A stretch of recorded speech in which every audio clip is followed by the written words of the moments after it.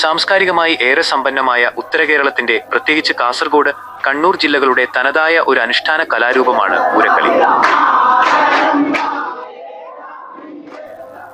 കാമന്റെ പൂരത്തോടനുബന്ധിച്ചാണ് സാധാരണയായി ഇത് അവതരിപ്പിക്കാറുള്ളത്. ഭഗവതി ക്ഷേത്രങ്ങളിലും മടപ്പുരകളിലും മീനമാസത്തിലെ കാമന്റെ പൂരത്തോടനുബന്ധിച്ച് നടത്തുന്ന ഒരു സംഘനൃത്തമാണിത്. വ്രതശുദ്ധിയോടെ പുരുഷന്മാരാണ് ഇത് അവതരിപ്പിക്കുന്നത്. ഇതിൽ പാട്ടും നൃത്തവും ഒപ്പം പാണ്ഡിത്യം പരിശോധിക്കുന്ന മത്സരക്കളിയും അടങ്ങിയിരിക്കുന്നു. കളരിപ്പയറ്റിലെ അടവുകളോട് സാമ്യമുള്ള ചുവടുകളാണ് പൂരക്കളിയിൽ ഉപയോഗിക്കുന്നത്. ശരീരം നന്നായി മെയ്വഴക്കമുള്ളവർക്ക് ഈ ചുവടുകൾ കൃത്യമായി ചെയ്യാനാകും. നിലവിളക്കിന് ചുറ്റും കൈകൊട്ടി പാട്ടുപാടി ചുവട് വെച്ചാണ് കളി നടക്കുന്നത്. താളം മുറുകുന്നതിനനുസരിച്ച് ചുവടുകളുടെ വേഗതയും വർദ്ധിക്കും. പൂരക്കളിയിലെ മറത്തുകളി. പൂരക്കളിയുടെ ഏറ്റവും ശ്രദ്ധേയമായ ഭാഗമാണ് മറത്തുകളി. ഇത് രണ്ട് ടീമുകൾ തമ്മിലുള്ള വിജ്ഞാന മത്സരമാണ്.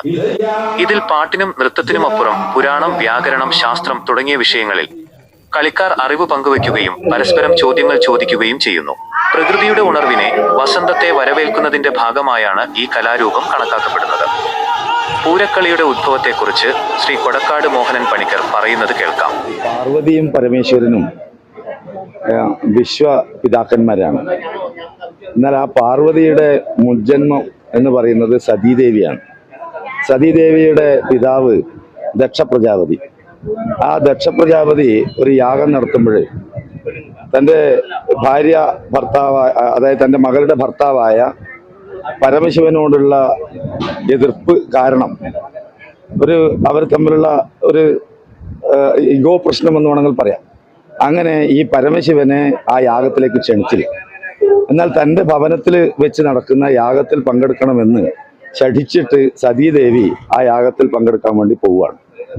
പോകുമ്പോൾ അവിടെ എത്തിയപ്പോൾ തൻ്റെ ഭവനത്തിലെത്തുമ്പോൾ ദ്വാരപാലകന്മാരവിടെ തടഞ്ഞു. ഗേറ്റ് കീപ്പേഴ്സ് അവിടെ തടഞ്ഞു. അപ്പോൾ തൻ്റെ വീട്ടിലേക്ക് പ്രവേശിക്കുമ്പോൾ അവിടെ തടഞ്ഞു എന്നുള്ളത് സതീദേവിക്ക് വല്ലാത്ത ഒരു അപമാനം വരുത്തി വെച്ചു. അങ്ങനെ സതീദേവി ആത്മാഹൂതി ചെയ്തു. അവിടെ സ്വയം അഗ്നി ജ്വലിപ്പിച്ച് അതിൽ ജീവത്യാഗം ചെയ്തു. ഇതറിഞ്ഞ പരമശിവൻ വളരെ കോപാകുലനാവുകയും അതിൻ്റെ ഭാഗമായിട്ട് വീരഭദ്രൻ അദ്ദേഹത്തിൻ്റെ നെടില ജട പിടിച്ച് നിലത്തടിച്ച് അതിൽ നിന്ന് വീരഭദ്രൻ എന്ന് പറയുന്ന ഒരു ദേവതാരൂപം ഉണ്ടാവുകയും ആ ദേവതാരൂപം ആ യാഗത്തിലേക്ക് പാഞ്ഞെടുക്കുകയും അവിടെ ഉള്ള എല്ലാ ഈ യാഗം ചെയ്യുന്ന എല്ലാ ആചാര്യന്മാരെയും എല്ലാവരെയും നശിപ്പിക്കുകയും ഈ ദക്ഷന്റെ തന്നെ തലയറുക്കുകയും ചെയ്തു. അങ്ങനെ അതിൽ വീണ്ടും ആ ഒരു തൻ്റെ ഭാര്യ നഷ്ടപ്പെട്ട പരമശിവൻ വളരെയധികം കോപാകുലനായി എന്ന് മാത്രമല്ല വല്ലാത്ത ജീവിതത്തോടുള്ള തന്നെ വൈരാഗ്യം വന്ന് അദ്ദേഹം തപസ്സിന് പോയി. അപ്പൊ ആ സമയത്ത് ഒരു അസുരൻ ഉണ്ടാവുകയും ഈ അസുരനെ നശിപ്പിക്കുന്നതിന് വേണ്ടിയിട്ട് ഈ ശിവനിൽ ഉണ്ടാകുന്ന പുത്രനെ മാത്രമേ നശിപ്പിക്കാൻ വേണ്ടി പറ്റൂ എന്നുള്ള ഒരു വരം താരകാസുരൻ എന്ന അസുരൻ നേടുകയും ചെയ്തു. ശിവനാകട്ടെ ഭാര്യാവിയോഗത്താൽ ഇപ്പോഴും തപസ്സിലാണ്. ശിവന് മകൻ ഉണ്ടാകാൻ വേണ്ടിയുള്ള സാധ്യതയില്ല. അപ്പൊ അങ്ങനെ ഇരിക്കെ ദേവന്മാരെല്ലാം വളരെ ആകുലരായി. എന്ത് ചെയ്യാൻ പറ്റും? പരമശിവന്റെ തപസ്സിളക്കണം.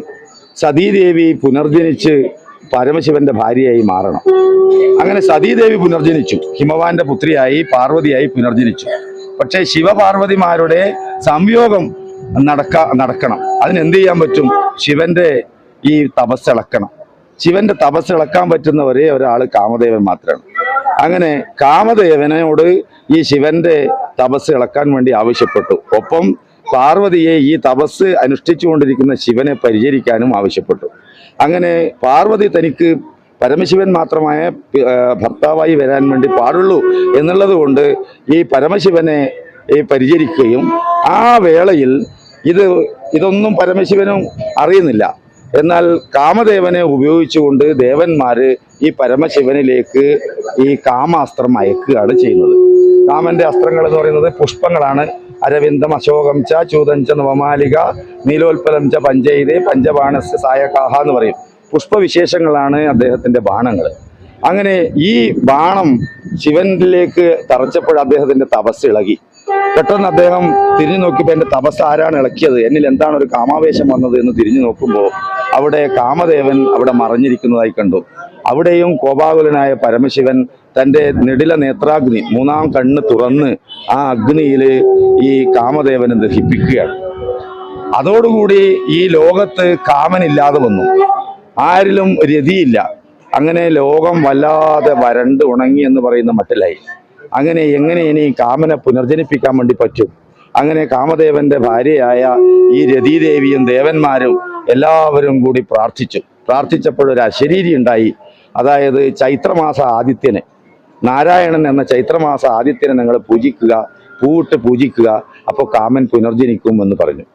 അങ്ങനെ സ്വർഗത്തിലും അന്തരീക്ഷത്തിലും ഭൂമിയിലുമായി ഈ ദേവകന്യകമാരും അതുപോലെ മർത്യകന്യകമാരും പൂവിട്ട് കാമദേവന്റെ രൂപം സൃഷ്ടിച്ച് അങ്ങനെ ആരാധിക്കാൻ തുടങ്ങി. അങ്ങനെ കാമൻ പുനർജനിച്ചുവെന്നും, എന്നാൽ കാമന് ശരീരമില്ലാതെ അനങ്കനായി കാമൻ പുനർജനിച്ചുവെന്നും വീണ്ടും എല്ലാവരിലും കാമവികാരം ഉണ്ടായി എന്നുമാണ് പറയുന്നത്. അതിൻ്റെ ഭാഗമായിട്ടാണ് യഥാർത്ഥത്തിൽ ഈ കാമദഹനം എന്ന കഥയെ മുൻനിർത്തിക്കൊണ്ടാണ് പൂരോത്സവം നടക്കുന്നത്.